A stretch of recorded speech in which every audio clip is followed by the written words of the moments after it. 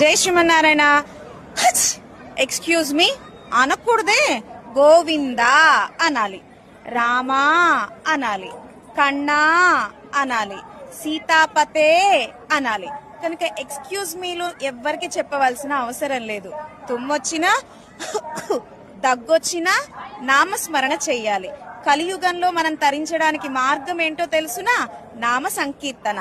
కలియుగంలో ధ్యానము చేయలేము, అర్చన చేయలేము, యజ్ఞ యాగాదులు చేయడం అంటే కొంచెం కష్టం. నా ఉంది, నామస్మరణ ఉంది. మరెందుకు నామస్మరణ చెయ్యట్లేదు?